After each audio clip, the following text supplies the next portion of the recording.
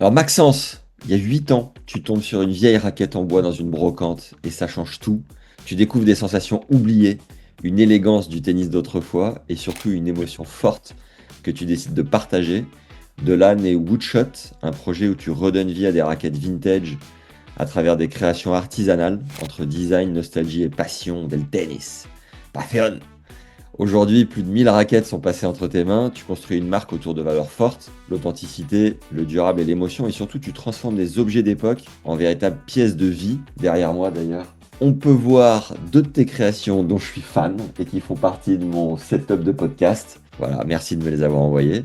Tu fais aussi des tire-bouchons en manche de raquettes vintage, des décapsuleurs, des bouchons pour les bouteilles de vin, des raquettes miroirs, raquettes ardoises, raquettes brodées, florales, planche apéro, raquette lampe, il y en a quasiment pour tous les goûts. Allez voir sur le site de Max. Entre tennis vintage, entrepreneuriat et amour du beau geste, on plonge réellement dans un univers à part où chaque objet a une histoire, où le tennis continue de vivre autrement. Déjà Maxence, comment ça va? Bah déjà, Max, bonjour à toi et puis merci pour ton introduction. T'as vachement bien résumé tout ça. Et comment je vais? Écoute, ça va super bien, en pleine forme, toujours à 15 000 à l'heure, toujours plein de choses, plein d'idées qui fusent dans ma tête. T'es en tournée Mais avec tes ça, jeunes là? ouais, c'est ça, exactement. Vous êtes où? Je suis à Saint-Lô, le CNGT, Mais qui a parce lieu que... en ce moment. Ah d'accord, ok. Mais c'est des jeunes combien? Ils sont à combien?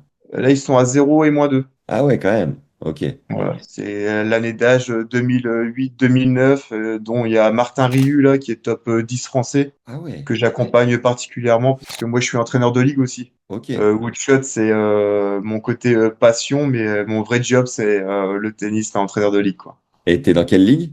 Je suis dans la Ligue des Hauts-de-France, D'accord. à Marc-en-Barœul. T'entraînes depuis combien de temps? Bon, ça fait 16 ans. Alors, en tant qu'entraîneur de ligue, ça fait 1 an et demi. Mais Ouais. sinon, ouais, depuis que j'ai mes 16 ans, j'ai passé mon AMT à l'époque. Et puis, ça m'a jamais quitté, quoi. Et t'as été combien au mieux? Alors, au mieux, j'étais à -15 et j'étais 1000, à 1007 ATP. Ah, t'es là, hein? T'es en place quand même, hein?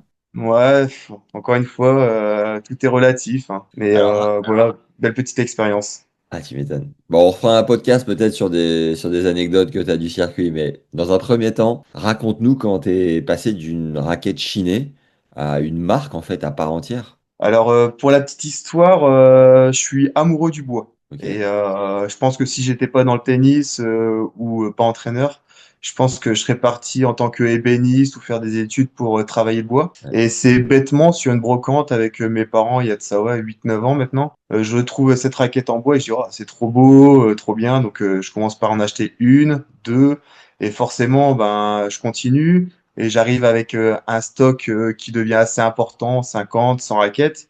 Ouais. Et puis mes potes qui m'en parlent, bah t'en fais quoi de ces raquettes? Je dis bah écoute, j'adore l'objet. Je trouvais ça magnifique. Après, je me suis intéressé un peu plus à l'histoire des raquettes. Donc des raquettes plus des années 70, 80. Et petit à petit, en discutant avec les copains, j'ai un copain qui s'appelle Yacine Guéma, qui fait sport fluo. Lui, c'est le tennis fluo, Ouais. pas mal d'animation. Il dit bah tu sais quoi, tu devrais faire des événements avec ta raquette. Je dis mais c'est pas con du tout.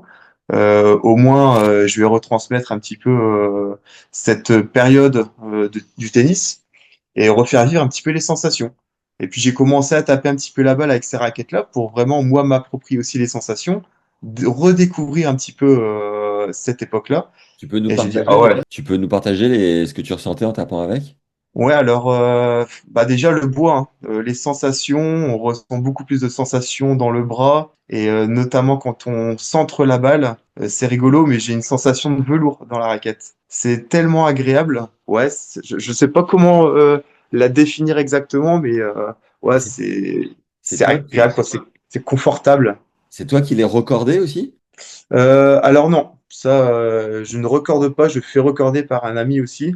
Ok. Mais en soi, c'est pas compliqué, ça reste à peu près le même plan de cordage, sauf des raquettes spécifiques, comme bah, c'est la Wilson T2000 ou la Lacoste, avec un plan de cordage légèrement différent. Et là, par contre, on se gratte les cheveux Ah pour les ouais? corder. Je m'en suis tellement gratté que tu vois, je les ai tous perdus. Ah merde! Arrête de gratter, Max. Ouais, voilà. Ok, Non, non, mais donc dans un effectivement. premier temps, tu tapes avec et l'étape d'après, c'est quoi? L'étape d'après, c'est justement de pouvoir en parler lors des animations. Ok. Et là, j'ai un bouquin. C'est comment il s'appelle? J'ai plus son nom, mais ça va me revenir. J'ai un bouquin qui référencie un petit peu toutes les raquettes d'époque, Ouais. avec le grammage de la raquette, avec telle raquette qui a gagné tel grand chelem. C'est Jean-Claude Marty, son bouquin. La Bible Et, des raquettes de l'époque, quoi. ouais, et en fait, c'est canon. Et du coup, lors des animations, je prête le bouquin aussi, comme ça les gens ils savent avec quoi ils jouent. Ok. Et notamment le poids, parce que la première question, c'est oh, elle est lourde, combien de grammes ça pèse? Donc voilà, c'est assez intéressant de jouer avec ce type de raquette-là. Et Et après, on me dit souvent, elles pèsent entre combien et combien? ouais, c'est entre allez, 330 et ça peut monter jusque 410, 420 grammes Ah ouais, des bonnes massues, pour même ça. certaines. Ouais, pour certaines raquettes. Ouais, après, encore une fois, tout dépend du bois utilisé à l'époque. Ouais. Et après, il y a aussi les raquettes femmes, donc avec des manches un peu plus fins.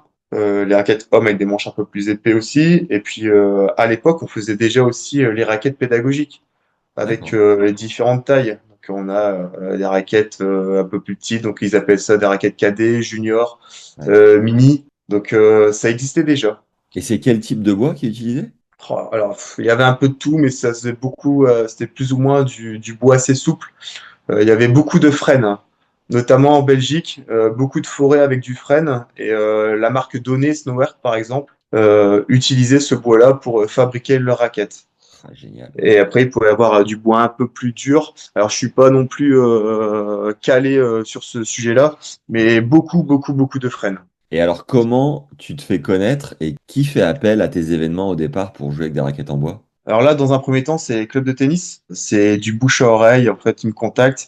Et c'est plus ouais, les clubs de tennis dans un premier temps. Il y a eu quelques petites animations entre particuliers Ok. qui étaient curieux, qui voulaient essayer entre eux, mais c'est essentiellement des clubs de tennis. Et on peut toujours, tu fais toujours ces événements ou maintenant tu fais que vendre les produits? Non, non, non, je fais toujours des événements. Alors aujourd'hui, avec mon statut en tant qu'entraîneur de ligue, je ne peux plus forcément participer sur le terrain pour l'événement. Par contre, je peux participer pour bon, la petite fête, expliquer, accompagner. Donc ça, Dans les cours, quoi. moi, j'adore ça. Sinon, ouais, les événements, essentiellement club de tennis. Et après, par contre, il peut y avoir des événements décoratifs. Donc il y a des mariages. J'ai déjà fait des mariages. J'ai déjà fait une bar mitzvah aussi. Ou en gros, tu décores les événements avec Ouais, c'est les ça. objets. Et Ok. puis même sur les petits événements comme ça, un petit terrain de tennis fait dans un parc ou quoi que ce soit, les gens et puis se jouer, c'est assez sympa. Ah, c'est génial. Et alors, l'étape d'après sur les objets de déco comme j'ai derrière moi, ça a été quoi le cheminement? Ah, alors là, je me suis éclaté. La première idée, elle est venue avec une raquette. J'ai commencé à couper, bidouiller, regarder comment c'était fait. Du coup, c'est là où l'idée est venue de la raquette miroir. Et parce que je connais un miroitier, puis on a regardé un petit peu ce qu'on pouvait faire, et puis l'idée est venue. Ensuite, ben voilà, il y a eu la raquette comme tu l'as juste derrière toi, la raquette ardoise. Ouais. Donc avec plusieurs essais. Et là, en fait, c'est un verre noir hein, sur la raquette ardoise. Mais en termes de qualité, ça rend très très bien, voilà. Il y a un beau joint qui a été fait autour de la raquette. Et aujourd'hui, bah, on peut voir hein, qu'il y a quelques copies qui se font tout doucement. L'idée, bon bah voilà, si l'idée elle plaît, forcément elle est copiée. Bon, Ouais. moi, je joue sur le côté qualitatif parce que voilà, c'est vraiment un beau petit travail que je fais dessus. Ça me prend du temps. Après voilà, c'est le côté passionné aussi qui fait que la raquette rend bien aussi, je pense. C'est combien de temps de taf pour une raquette ardoise comme derrière moi? Bah écoute, là, ouais, tant de taf, il y a 1 heure et demie que de ponçage, enfin de remise, pas en état, mais vraiment pour essayer de l'embellir au maximum et retrouver le bois brut. Et puis après, par contre, c'est mon miroitier qui, lui, fait la deuxième étape, donc la découpe du verre. Ouais, il faut compter un bon 2 heures, 2h30 de boulot sur la raquette. Et puis Ah après, oui. bah voilà, les raquettes florales qui sont apparues aussi, parce que je suis très manuel, donc raquettes florales, ça c'est moi qui les fais.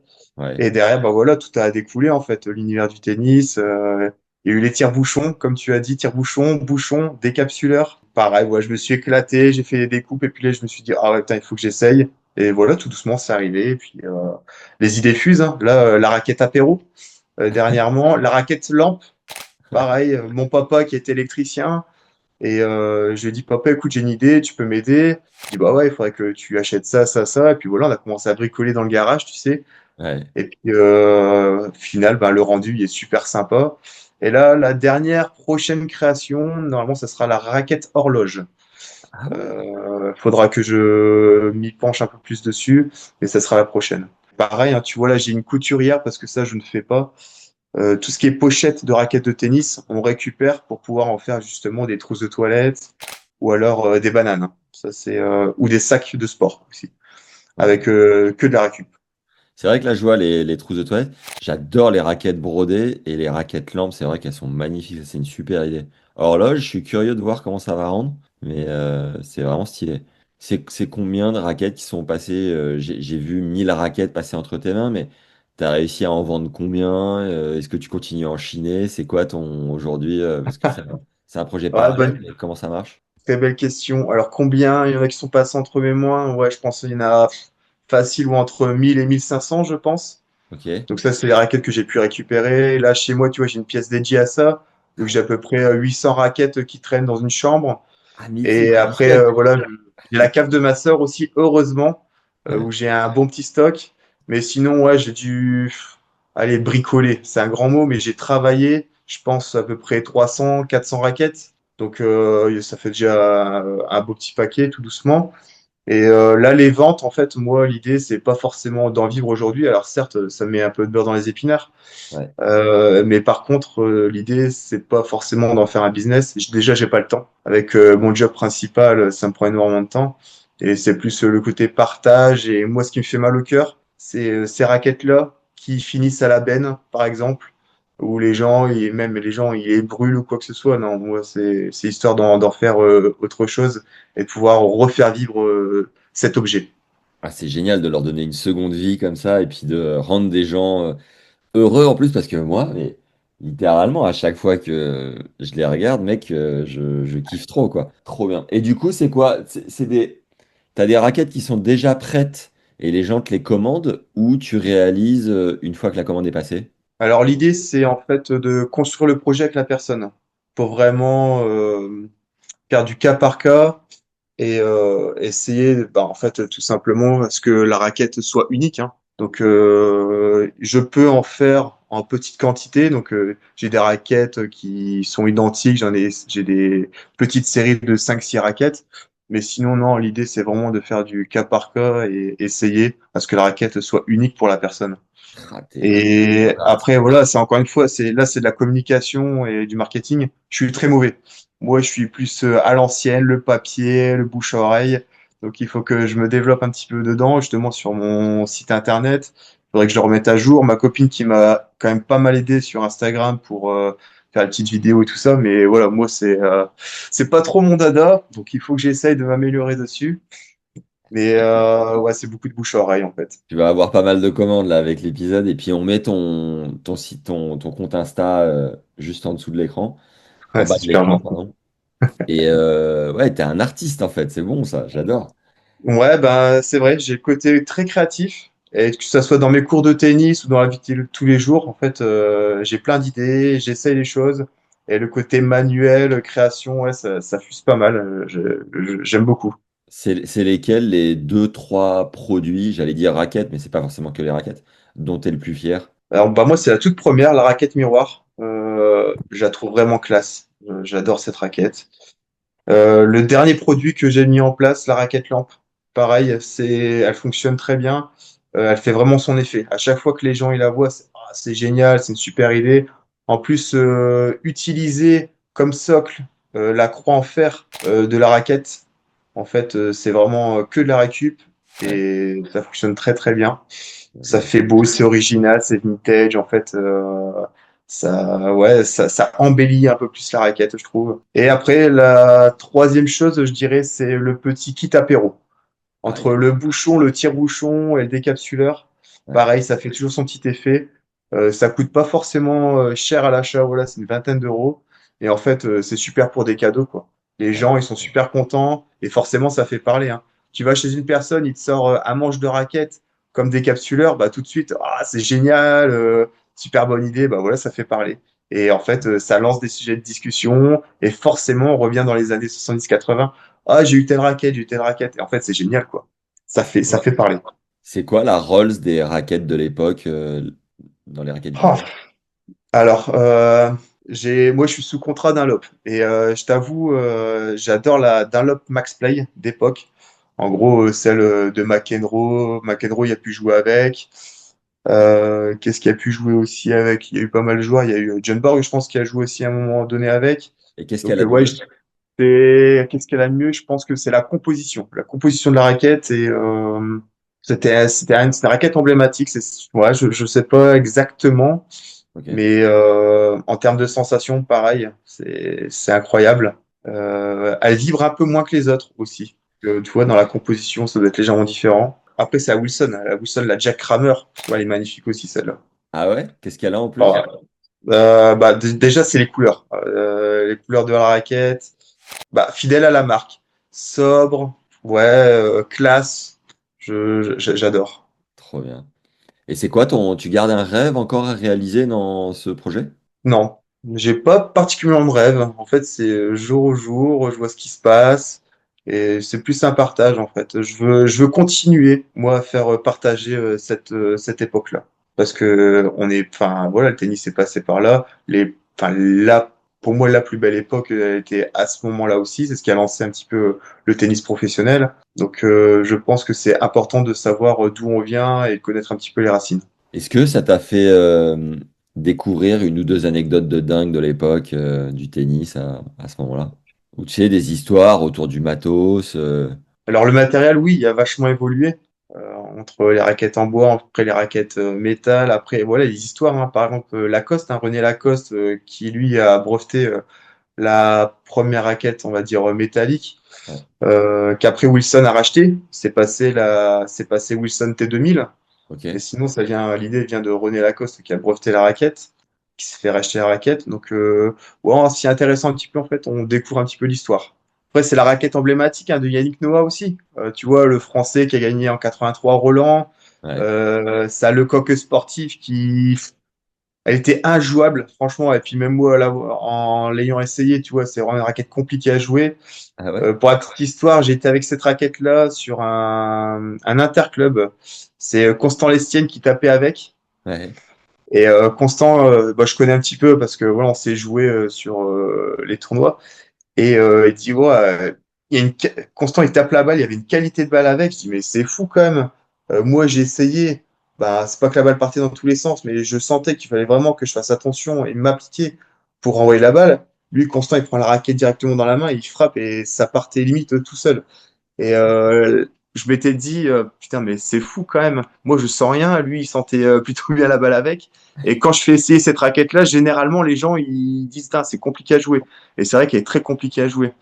Donc, ouais, petite anecdote, c'est peut-être celle-là. Tu vois, moi qui sentais rien avec cette raquette, Constant, il la prend dans les mains. Et puis tout de suite, je vois la qualité de frappe. Je suis, oh putain, on n'est pas sur le même univers, quoi. On n'est pas tous égaux, hein.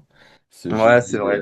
Ce Mais jeu comme pourtant, ça. tu vois, je suis pas. Enfin, je suis loin de me vanter, mais voilà, en termes de technique et tout ça, c'est assez propre ce que je fais. Je m'adapte très vite au matériel. Et là, c'est vrai que ça m'avait assez étonné la façon dont Constant frappait la balle avec la raquette. C'est qui les meilleurs jeunes que tu as battus de ton époque qui sont devenus peut-être un peu connus? Alors je sais pas si on peut en parler, mais bah, enfin c'est pas que ça me gênerait, mais je suis quelqu'un d'assez humble et Ok. je suis pas du style à me mettre en avant.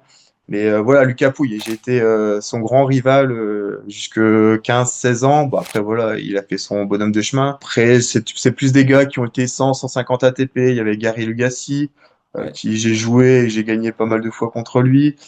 Il y avait qui d'autre qui vient en tête là? Bah, c'est Julien Beneteau.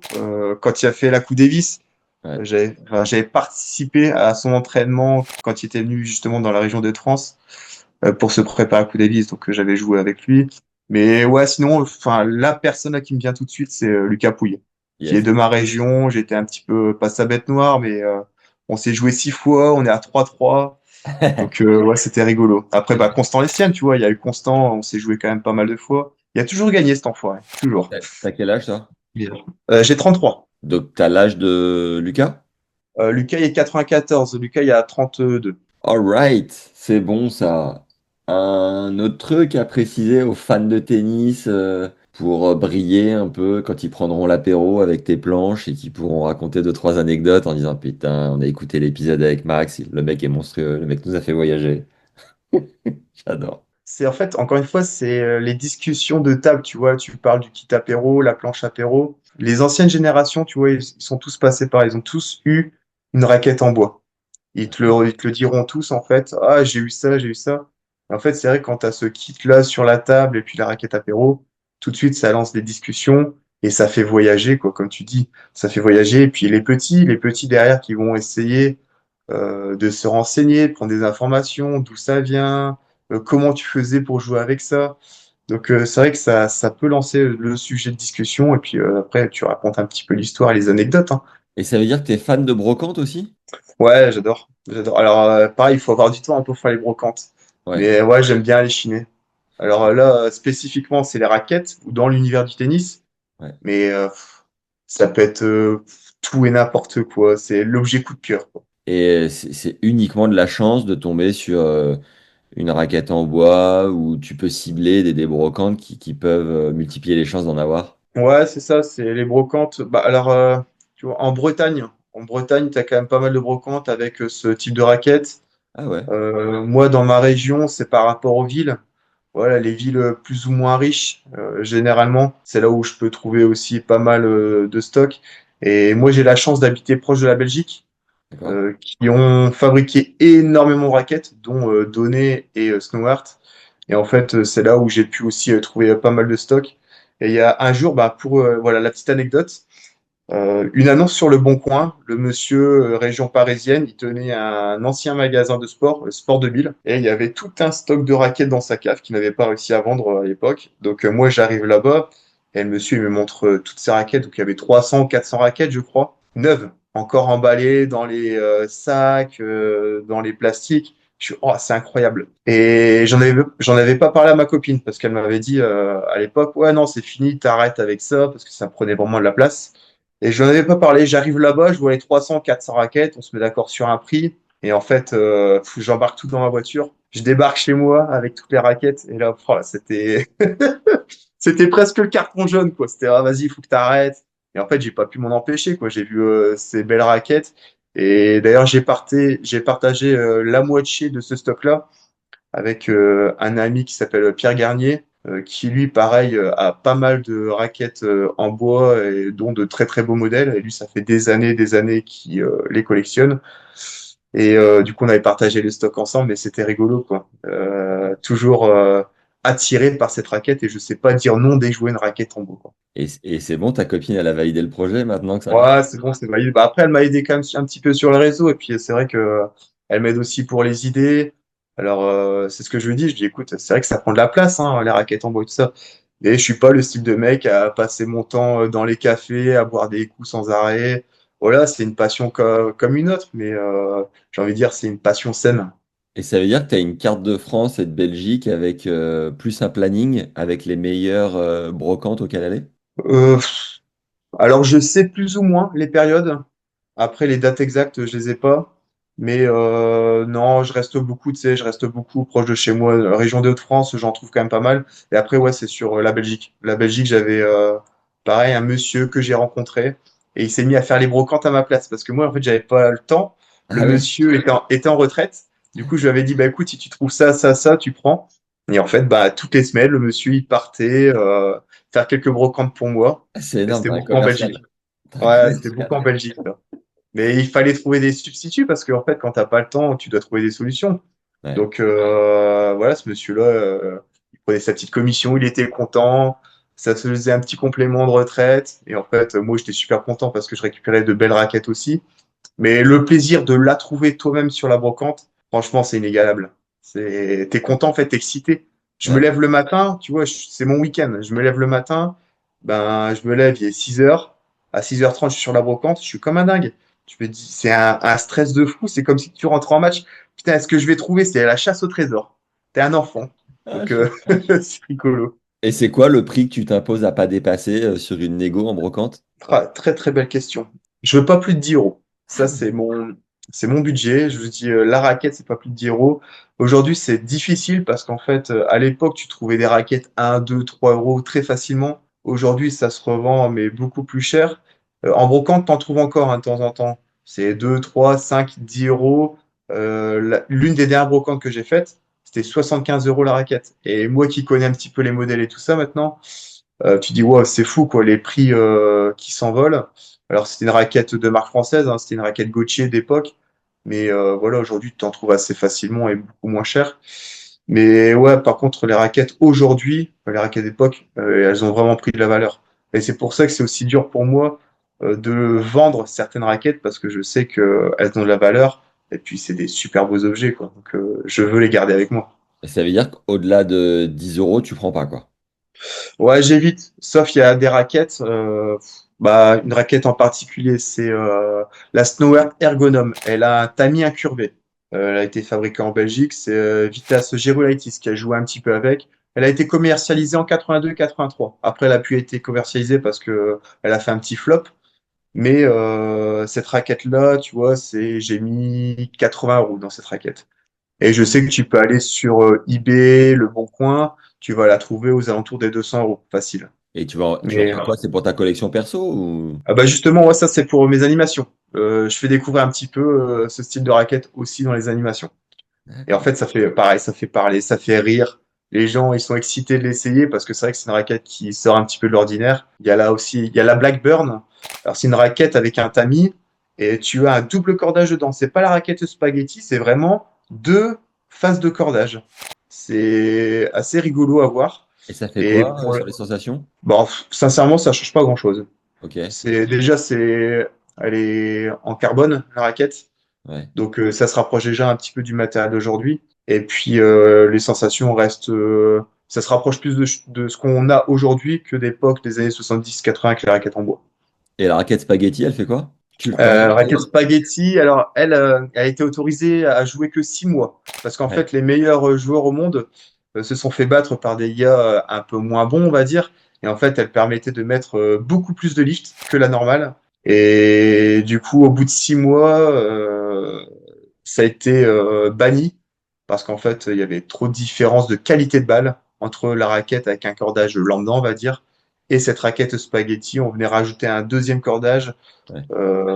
pour justement mettre plus d'effets. Et t'en as trouvé? Et ça, non, celle-là, je l'ai pas. Ah, Je l'ai ok. pas.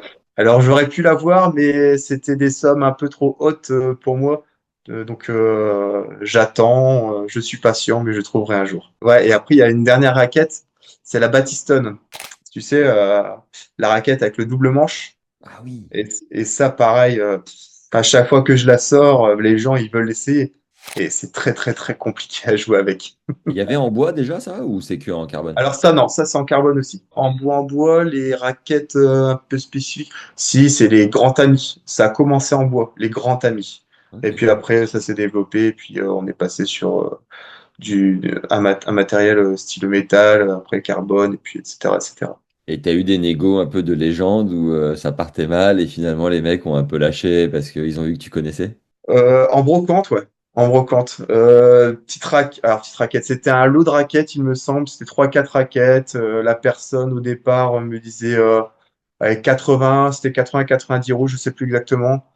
Et je dis, mais écoutez, les raquettes, elles étaient dans un mauvais état. C'est des raquettes, justement, que je voulais transformer pour en faire une raquette miroir ou ardoise, en fait. Donc, tu vois, retirer toute la peinture existante, enfin, tirer le vernis, la peinture, après bien la poncer, remettre une belle huile pour faire ressortir les veines du bois. Et ouais, être complètement déglinguer les raquettes. Et je dis, bah écoutez, non, ça vaut vraiment pas ce prix-là. Puis je lui ai dit, Adam, mais qu'est-ce que vous en faites? Elle en faisait rien. Donc voilà, on discute un petit peu. Je lui montre un petit peu ce que je fais avec la raquette. Et au fur et à mesure de la discussion, voilà, je sens que elle est plus ou moins ouverte. Et je crois que du coup, les 4-5 raquettes, je les ai eues à 15 euros au lieu des 80-90 euros de base, quoi. Et en fait, elle était contente de me les laisser parce qu'en fait, c'était des raquettes qui faisaient partie de sa famille. En sachant ce qu'elles allaient devenir, ça lui a fait plaisir. Du coup, elle me les a lâchées à ce prix-là. Ah, c'est là où tu comprends un peu mieux la valeur qu'elle peut mettre au départ. Ouais, ok. Intéressant. Bon, bah top. On met ton site en commentaire épinglé ainsi que ton compte Insta. Donc, ton Merci. compte Insta, c'est Woodshot avec deux Et deux underscores. tiers. Woodshot, W2ODSHOT avec underscore deux fois après. C'est magnifique ce que tu fais. Continue. Je suis ravi d'en savoir un peu plus sur ton histoire. Et là, tu dois filer au petit-déj avec tes deux joueurs pour le CNGT. Donc, bah, bonne journée de C'est tennis. c'est ça, exact. Et On puis, reste dans le domaine du tennis. bah voilà, ça joue à combien aujourd'hui? Écoute, mon grand, là, le -2, il va jouer son premier tour à 0. Donc, c'est premier tour pour les deux. Le premier, non, il a perdu hier. Il a perdu à 1. Et lui, il est à combien? Et lui, il est à 0. J'ai un gars à 0 et un gars à -2 avec moi. Mais pour la petite histoire, j'aime bien revenir sur les CNGT parce qu'en fait, les jeunes, ils sont beaucoup sur, tu vois, les Tennis Europe, les ITF juniors. Et en fait, c'est pas que je n'aime pas, mais on se déguise quand même beaucoup avec les assimilations. Et bah, tu vois, pour la petite histoire, je t'ai vu faire ton petit match d'entraînement avec le petit Arthur. D'accord. C'est ça. C'est à la fin, c'est ça? Ouais. Et voilà, moi je me dis, c'est bien beau les classements, mais de temps en temps revenir, tu vois, sur les Open, sur les CNGT, jouer à classement réel français, ça fait pas de mal et ça confirme ou pas, en tout cas, ton classement actuel. Donc Ouais. j'aime bien revenir sur les tournois amateurs et puis se mesurer contre des gars qui ne jouent pas sur le circuit. Voilà, c'est mes convictions en tout cas. T'as découvert mon chip de coup droit? T'aimes bien ou pas? J'adore. D'ailleurs, tu devrais essayer avec les raquettes en bois. Les sensations d'un slice, c'est incroyable. Je vais Mais prendre la raquette florale. t'as toujours joué comme ça ou pas?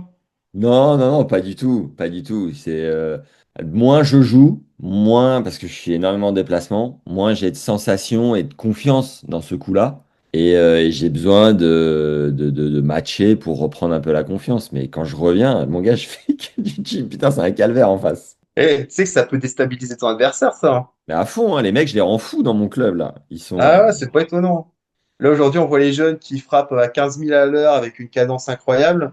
Dès que tu leur mets un adulte qui commence à slicer et ensuite à lever la balle et jouer avec les hauteurs, les vitesses, bah, en fait, ils sont vite perdus. Donc, tu vois, enfin, ça m'étonne pas. Ton petit match d'entraînement avec Arthur, voilà, ça m'étonne pas, en tout cas, le résultat. Ouais, ouais. Parce qu'il est habitué à frapper à une certaine cadence, quoi. Bon, Max, merci d'avoir partagé toutes ces infos. C'est trop cool. Il y a tous tes contacts à dispo. Allez commander les produits de Max. Ils sont géniaux. Et en plus, ils sont faits avec amour. Bon, bonne tournée, bon enseignement avec les jeunes. Et puis, vamos, mon gars, à la prochaine, hein. Merci beaucoup pour ton temps, Max. Et puis, je te dis à très vite pour de nouvelles aventures. Yes. Et je suis trop fan de la raquette lampe, les broderies et tout. Continue, hein. Franchement, toutes tes idées, elles sont trop bien. Keep pushing, comme ils disent. T'inquiète, je vais continuer là. J'ai pas l'intention d'arrêter aujourd'hui. Ah bah top. C'est cool que ta copine, elle ait rangé le carton jaune. Je valide. Ouais, elle est gentille avec moi. J'ai de Allez, la chance. à la prochaine. Ciao, ciao. Salut, merci beaucoup, Max. À bientôt.